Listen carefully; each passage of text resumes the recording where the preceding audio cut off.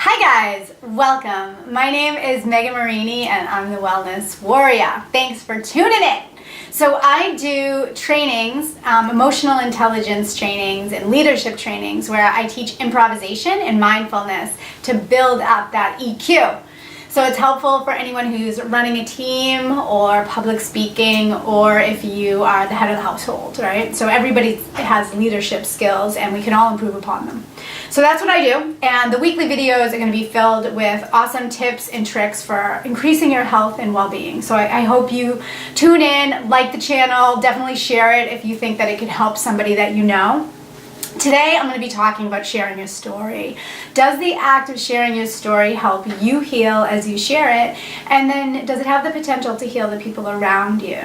So it's an exciting topic for me where I think that the way that we share our story is really important. So we're going to talk about that a little bit. So I'll share with you how it doesn't help and how it does, and give you tips if you need some help there. And then if you hang on till the end, I'm going to be giving away a free gift. So that's going to be really awesome.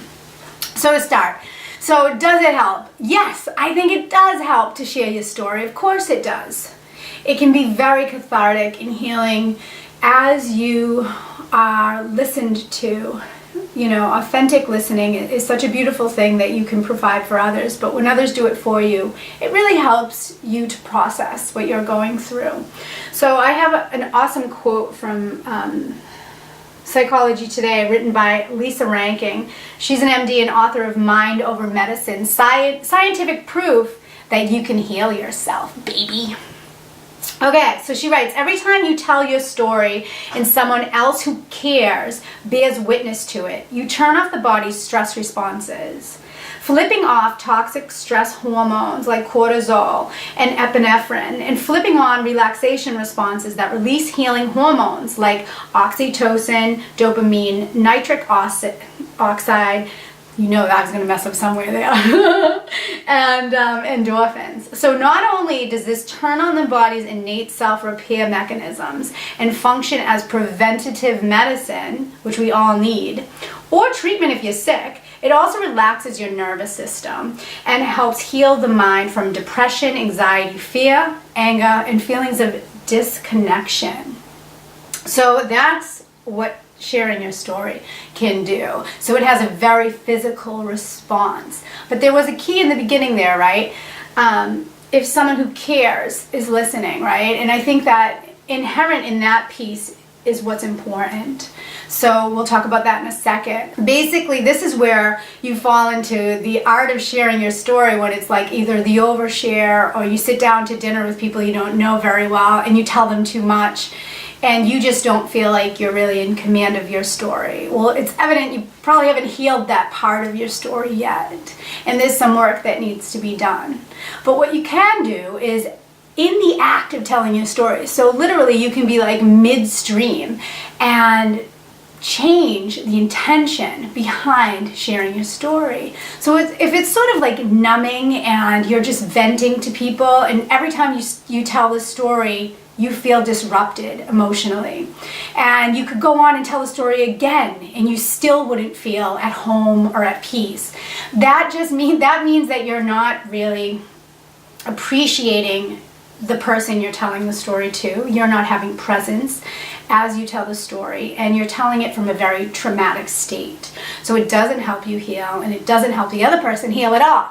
So what you want to do is tune into the way you're sharing the story and see, like literally midstream, you're in the middle of a sentence, and see if you can say, hey, I'm going to shift right now, and I'm going to say, instead, share it in a way that almost like it didn't happen to you. So this happened, and then this happened, and perhaps it was really tragic, and I fell down at that part, or I was pushed back in life, and things didn't go the way that I wanted to, but somehow I will persevere and I'll make it through, and it's going to be okay. Then the story becomes triumphant for yourself and for the person that's listening, and you've changed the tone of the story, so it's not just you need that person to listen to you and you've got to tell them the story, but you're actually able to say, yeah, this is something even if it's active, I'm going through right now and it's intense, but right now I'm okay. So you're taking back your power in the moment. So Caroline Myss, she has a terminology, the woundology. And what that refers to is when we use the wounds and the trauma that we've been through as ways to get power from others. So you see it oftentimes when people announce something that they've gone through, or they bring it up when things go wrong. Well, I went through this, or I've gone through this, and they could use it for years and years. And what they're doing is creating a power play. They're trying to get, and perhaps we've all done it at certain moments, you know, well, my car was in the shop this morning, so now my entire day is screwed up.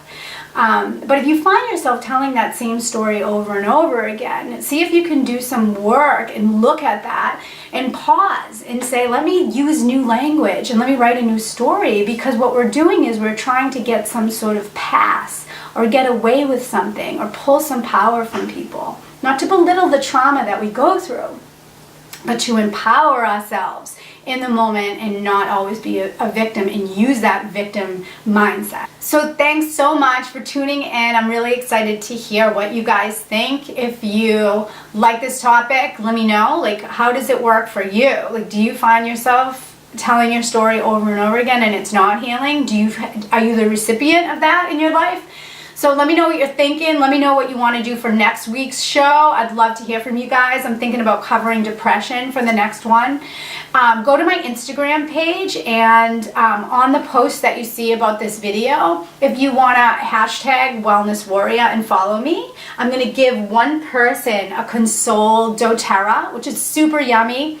It has frankincense, ylang ylang, and sandalwood in it, and a few other things, lemon and some other yummies. But it's really beautiful, uplifting. It's in the emotional blend, so it's really nice if you've gone through anything, or if you know someone who has, you can always gift it to them. It's really amazing. So definitely do that. Like the video, share it if you think somebody would utilize this and it could help them. And I love you guys. So many blessings. Mwah!